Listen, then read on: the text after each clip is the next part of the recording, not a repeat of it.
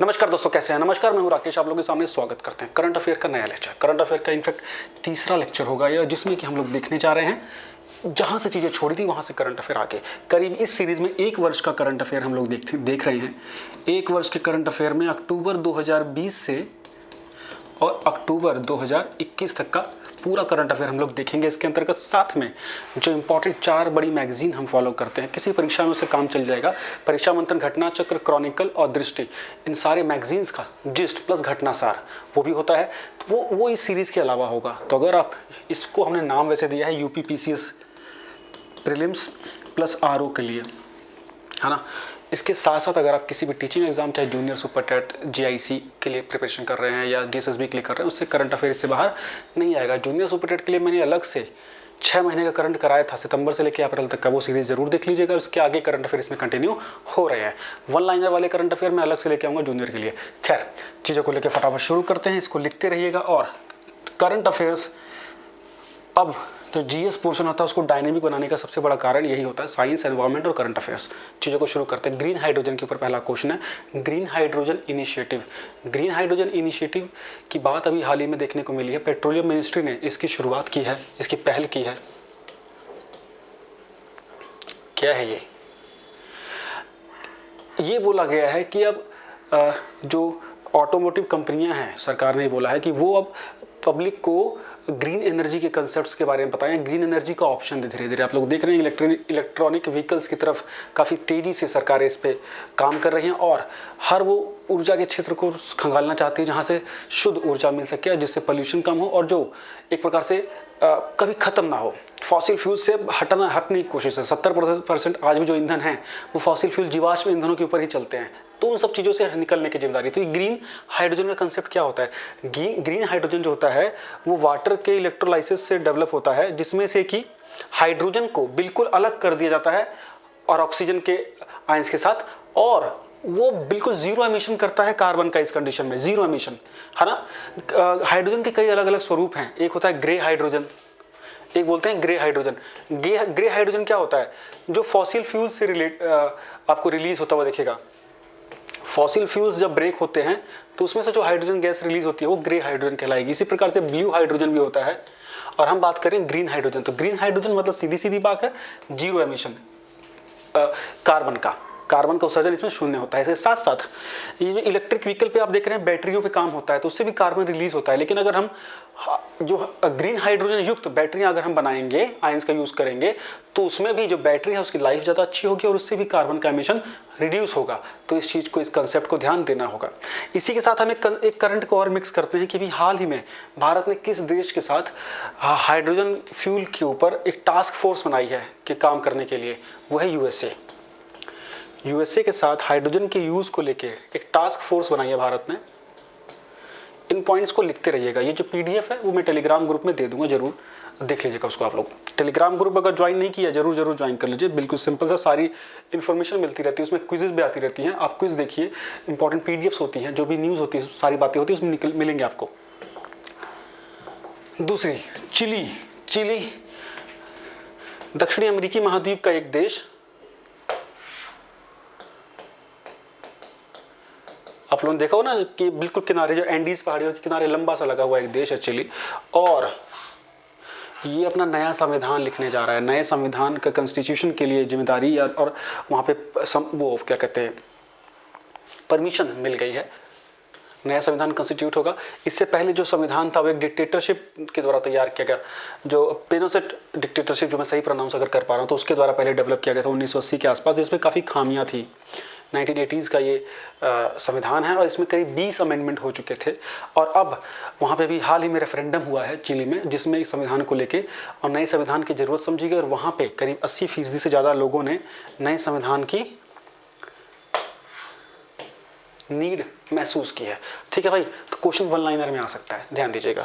चलिए, ब्राज़ील के पास में है वो। नेक्स्ट क्वेश्चन देखिए, यहाँ से क्वेश्चन अब आएगा भाई। यह है दिव्यांगता खेल केंद्र। दिव्यांगता खेल केंद्र क्या है? नाम समझ में आ रहा हो, खेल और दिव्यांगता मतलब कोई खिलाड़ी जो दिव्यांग है, हैंडीकैप है ना, उसको ट्रेन करना, ऐसे खिलाड़ियों की ट्रेनिंग के लिए एक प्लेटफॉर्म तैयार किया जाए, ऐसे स्पोर्ट्स सेंटर डेवलप किए जाएं जहाँ पे कि फिजिकली एबल्ड लोग हैं वो ट्रेनिंग कर सके, उनको प्रॉपर अपॉर्चुनिटी मिल सके, जिससे भारत जो है जो हमारे ये ओलंपिक्स होते हैं, स्पेशल ओलंपिक्स होते हैं, जो दिव्यांग लोगों के लिए जो ओलंपिक्स होते हैं, पैरा ओलंपिक जिसको बोलते हैं, उसमें अच्छा मेडल जीत पाए या अंतर्राष्ट्रीय स्तर पे अच्छे अपनी पहचान बना पाए। तो अभी अहमदाबाद में सामाजिक अधिकारिता शिविर का आयोजन किया था, जो कि हमारे केंद्रीय मंत्री गजेंद्र सिंह जी हैं, गजेंद्र सिंह शेखावत आई थिंक, उनके द्वारा इसका शिलान्यास किया गया था। और इसमें कुछ गैजेट्स और सामान बांटे गए थे जो दिव्यांग लोग हैं उनको, ठीक है। किसके तहत? इस एक्ट के तहत, इस स्कीम के तहत, scheme of assistance to disabled person, 1981 की ये स्कीम है डिसेबल्ड पर्सन के लिए। और यहीं पे ये घोषणा की गई कि भारत में दिव्यांगता खेल केंद्र होगा, ठीक है ना। जल्द ही दिव्यांगता खेल केंद्र बनाए जाएंगे। पहला दिव्यांगता खेल केंद्र अहमदाबाद में बनेगा, गुजरात में।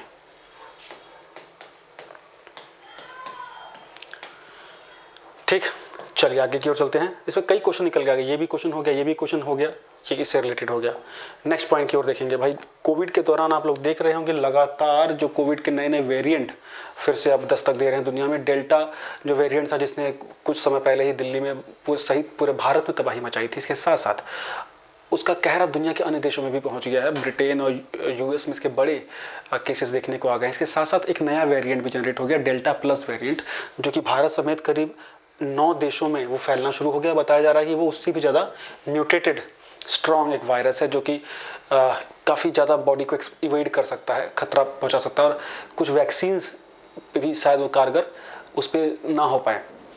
तो इन सब चीज़ों के बीच, ये सब चीज़ों के बीच में जो वैज्ञानिक लोग हैं वो लगातार इस पर काम कर रहे हैं कि ऐसी परिस्थितियां तैयार की जाएं कि जो ज़्यादा से ज़्यादा लोगों को बचाया जा सके, और वैक्सीन में लगातार नए नए अपडेट किए जा रहे हैं।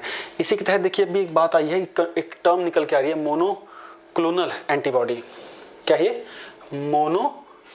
Clonal antibody. ये क्या होती हैं? मोनो मतलब सिंगल, क्लोन मतलब डुप्लीकेट बनाना, एंटीबॉडी। सबसे पहले तो देख लीजिए ये क्या होता है। ये मोनोक्लोनल एंटीबॉडी होती है जो कि हमारे शरीर से, हमारे रक्त से एंटीबॉडी ली जाती है और फिर आर्टिफिशियल, कृत्रिम तरीके से उसका एक डुप्लीकेट, एक रेप्लिका उसका तैयार किया जाता है, जो कि बड़े इन्फेक्शन से हमको लड़ने से बचाता है, ठीक है। तो ऐसा ही एक एंटीबॉडी को तैयार किया गया जो रीजन कोव-2 है ना, और जो कारगर है, जो हमारा कोविड सार वायरस है उसके स्पाइक्स प्रोटीन पे, सार कोविड स्पाइक प्रोटीन पे ये पूरी तरह कारगर है। तो इसका थोड़ा ध्यान देना है। जो ये डेल्टा वेरिएंट आ रहा है सो वो मोनोक्लोनल पे भी खतरा कर रहा है, ये बात समझ में आई है। तो मोनोक्लोनल अगर चीज़ अगर न्यूज़ में आती है या कभी क्वेश्चन में डायरेक्टली आता है तो आपको इसका ध्यान देना होगा। इस पर लगातार काम हो रहा है, ठीक है। इससे रिलेटेड क्वेश्चन कई सारे परीक्षा में पूछे जा सकते हैं। नेक्स्ट पॉइंट को लेके चलें, अगर एफडीआई को लेके, फॉरेन डायरेक्ट इन्वेस्टमेंट, जो प्रत्यक्ष विदेशी निवेश है, उसमें 2020 के से 21 के सत्र में भारत 5वें नंबर पे रहा है। भारत 5वें नंबर पे रहा है। और ये किसने बताया है? वर्ल्ड इन्वेस्टमेंट रिपोर्ट, ये जो कि जारी की जाती है संयुक्त राष्ट्र की एक संस्था है, अंकटाड। क्या है? UNCTAD, UNCTAD। इसके द्वारा वर्ल्ड इन्वेस्टमेंट रिपोर्ट में बताया गया कि भारत में इस बार $64 बिलियन का इन्वेस्टमेंट आया है एफडीआई के रूप में, जो कि पिछली बार से करीब काफ़ी ज़्यादा है। इवन 27% करीब ज़्यादा है। और सबसे ज़्यादा जो एफडीआई आया है वो है IT सेक्टर में आया है, इंफॉर्मेशन टेक्नोलॉजी, जो सॉफ्टवेयर कंपनियां हैं उनके अंदर आया है। अमेरिका की जो एफडीआई है वो रिड्यूस हुई है, इनफैक्ट वो ऊपर है वैसे तो। पिछले वित्त वर्ष में पहले 1.5 ट्रिलियन एफडीआई वहाँ आया था, लेकिन इस बार 1 ट्रिलियन आया है, तो इसको ध्यान देना होगा। इंडिया में 64 बिलियन आया है, ठीक है जी। अब भारत 5वां बड़ा डेस्टिनेशन है, 5th नंबर। बहुत इंपॉर्टेंट है, परीक्षा में क्वेश्चन ये आ सकता है। नेक्स्ट पॉइंट की ओर अगर हम चलते हैं, देखते हैं क्या बोल रहा है। 20% इथेनॉल वाला काम बहुत इंपॉर्टेंट है। अभी हाल ही में आप लोगों ने देखा होगा कि सरकार ने घोषणा कर दी है कि 2025 तक हम पेट्रोल में 20% इथेनॉल मिला के देंगे, और ये ऑप्शन मिल जाएगा पब्लिक को इसको यूज़ करने का। इससे क्या है, जो पेट्रोल पे हमारी निर्भरता थोड़ी कम होगी, इसके साथ साथ थोड़ी ग्रीन एनर्जी जनरेट होगी, एमिशन थोड़ा कार्बन का रिड्यूस होगा, ठीक है। पहले ये टारगेट कब तक था? 2030 तक का था, तो भारत सरकार ने इसको और तेजी करके 2025 तक ये सेट करने का लक्ष्य रखा है। तो इथेनॉल 25 तक 20% पेट्रोलियम पदार्थों में मिलाया जाएगा। चलिए नेक्स्ट पॉइंट की ओर अगर हम देखें, दुनिया का पहला जेनेटिकली मॉडिफाइड रबड़ GM, genetically modified GM product बोलते हैं, जो हाइब्रिड लगा लीजिए एक प्रकार से, जिसके जेनेटिक्स को मॉडिफाई करके नया स्वरूप दिया जाता है, नया पौधा बन जाता है वो। हाँ, वो पौधा कहाँ इम्प्लांट किया गया है? असम में। कहाँ पे? असम में। उसको तैयार किया है किस संस्था ने? Rubber research institute of India, जो कि पुथुपल्ली कोयट्टम में है। तो rubber RRII, rubber research institute of India के द्वारा डेवलप किया गया दुनिया का पहला जीएम रबर, जो कि जिसके पौधे लगाए गए हैं असम में। बहुत ही इंपॉर्टेंट है, परीक्षा में आने की पूरी ये ताकत रखता है पूरी तरीके से। नेक्स्ट पॉइंट की ओर, नेक्स्ट पॉइंट अगर आप देखते हैं क्या बोल रहा है, ग्रेट बैरियर रीफ अभी हाल ही में चर्चा में आई है। ग्रेट बैरियर रीफ जो ऑस्ट्रेलिया है, उसके पूर्वी तट पे, ईस्टर्न कोस्ट पे आप लोगों को ये बहुत बड़ी रीफ देखने को मिलेगी। कोरल रीफ, जो प्रवाल भित्तियाँ हैं, उनको ग्रेट बैरियर रीफ के नाम से जाना जाता है। तो यूएन की एक रिपोर्ट आई है एनवायरनमेंट की, जिसमें वो बोला गया कि ग्रेट बैरियर रीफ को बहुत ज़्यादा क्षति पहुंच रही है जो टेम्परेचर रेज हो रहा है उससे। ठीक है, और ऐसी डिट्टो रिपोर्ट आई है लक्षद्वीप को लेके भी, कि लक्षद्वीप पे भी जल स्तर बढ़ रहा है। और तो दोनों कोरल रीफ हैं, लक्षद्वीप भी हमारा कोरल एक प्रवाल भित्तियों का ही एक द्वीप है, और ये पूरी प्रवाल भित्तियाँ जो समुद्र के अंदर खूबसूरत सुंदर सुंदर जो जैव संपदा है। ठीक है, तो इसको ध्यान देना, पेपर में आए तो ध्यान देना आपको। ये ऑस्ट्रेलिया के बिल्कुल पूर्वी तट पे है। नेक्स्ट पॉइंट की ओर, लॉरल हबार्ड पेपर में आएगा निश्चित रूप से। लॉरल हबार्ड न्यूजीलैंड की ओलंपियन है, न्यूजीलैंड की। ठीक है, और ये दुनिया की पहली ट्रांसजेंडर खिलाड़ी हैं जो कि ओलंपिक में हिस्सा लेने जा रही है इस वर्ष। पावर लिफ्टर है ये, पावर लिफ्टिंग करती हैं। ठीक है जी, पहले ट्रांसजेंडर हैं लॉरल हबार्ड, न्यूजीलैंड। इंपॉर्टेंट है।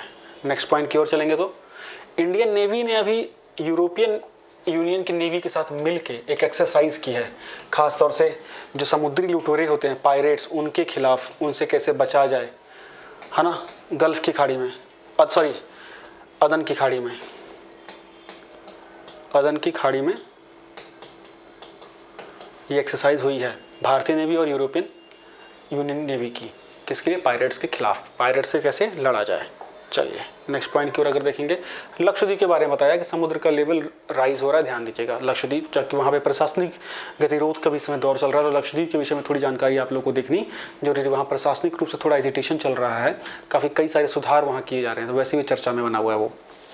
इसके बाद अगर देखें तो IMD की ranking, world competitiveness index IMD के द्वारा जारी किया गया है। सारे जो इंडेक्स उसमें मैं सारे इंडेक्स इकट्ठे कराऊंगा, इसको ले लिया है मैंने भैया। 43 रैंक है 64 में से। जो वैश्विक प्रतिस्पर्धा सूचकांक है उसमें रैंक 1 पे स्विट्जरलैंड है, 2 पे स्वीडन है, 3 पे डेनमार्क है। ध्यान दीजिएगा, इंडिया 43 पे है, इंडिया 43 पे है। इंडेक्स से क्वेश्चन हमारे 2 कम से कम आते हैं हर परीक्षा में, तो पूरा मैं लेके आऊँगा, जिसमें कि इस साल का पिछले साल का डिफरेंस क्या है ये देखेंगे। ठीक है, चलिए तो ये वीडियो मेरे ख्याल से इतना ही तक देखने की कोशिश करते हैं, और कुछ करंट रहे तो नहीं गया, अगर इसके आगे भी कुछ है तो लास्ट है। उम्मीद करता हूँ वीडियो आपको अच्छी लगी होगी, और नेक्स्ट वीडियो में जल्दी ही मिलते हैं आप लोगों से। Thank you so much.